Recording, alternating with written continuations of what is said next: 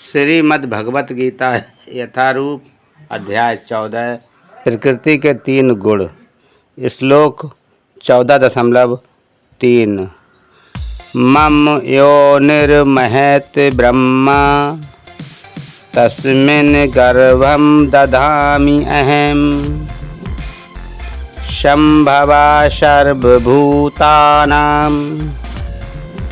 ततो भवति भारत। भावार्थ, हे भरत पुत्र, ब्रह्मा नामक समग्र भौतिक वस्तु जन्म का स्रोत है और मैं इसी ब्रह्मा को गर्भस्थ करता हूँ, जिससे समस्त जीवों का जन्म संभव होता है। तात्पर्य, ये संसार की व्याख्या है। जो कुछ घटित होता है वह क्षेत्र शरीर तथा क्षेत्रज्ञ आत्मा के संयोग से होता है। प्रकृति और जीव का ये संयोग स्वयं भगवान द्वारा संभव बनाया जाता है।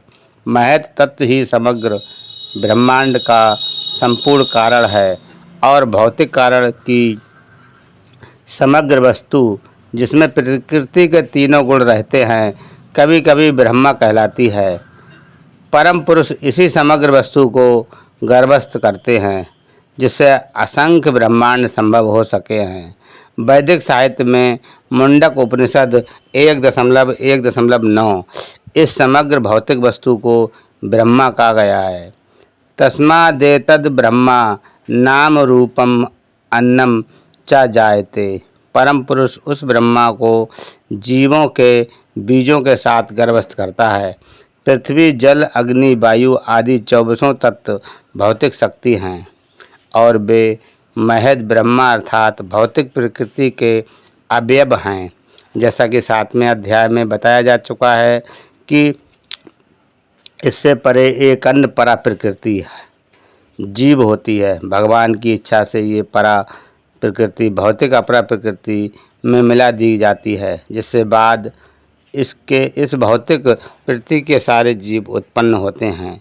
बिच्छू अपने अंडे धान के ढेर में देती है और कभी कभी ये कहा जाता है कि बिच्छू धान से उत्पन्न हुई, लेकिन धान बिच्छू के जन्म का कारण नहीं, वास्तव में अंडे माता बिच्छू ने दिए थे।